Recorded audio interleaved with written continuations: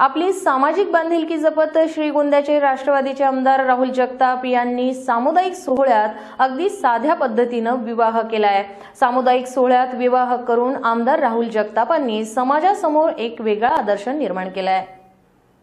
आमदार मंत्री किंवा त्यांच्या मुला-मुलींच्या लग्नात पैशाची उधळपट्टी होताना आपण सर्वांनी पाहिली असेल, पण समाजाची बांधिलकी आणि समाज उपयोगी काम करणारे श्रीगोंदा विधानसभा राष्ट्रवादीचे आमदार राहुल कुंडलिकराव जगताप यांनी सामुदायिक विवाह सोहळ्यात आपला विवाह करून समाजासमोर आदर्श घालून दिला। पैशाचा उपद्रव टाळण्यासाठी सामुदायिक विवाहाची किती गरज आहे हे ओळखून त्यांनी त्यांचे महत्त्व सांगितले।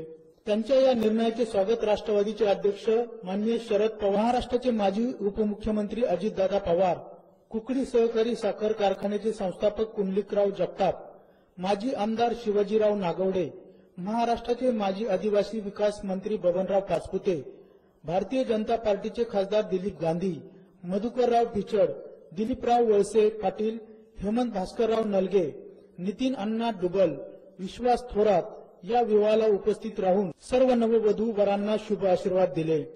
अशा सर्व मान्यवरांच्या उपस्थितीत हजारो समाजाच्या साक्षीने आमदार राहुल कुंडलिकराव जगताप यांचा विवाह डॉक्टर प्रणिती माई यांच्याशी संपन्न झाला। त्याचप्रमाणे इतर वधूवरही विवाह बंधनात बांधले गेले। अशा या विवाहाची सर्वांमध्ये चर्चेचा विषय ठरला आहे। असं आहे की सामुदायिक विवाह सोहळ्यात आज सगळ्यांच्या आशीर्वादाने माझा विवाह सोहळा पार पडला। खरं तर याच्या मागची माझी भावनाची होती। मी पहिल्यापासून सगळ्यांच्या बरोबर काम केलेलं आहे।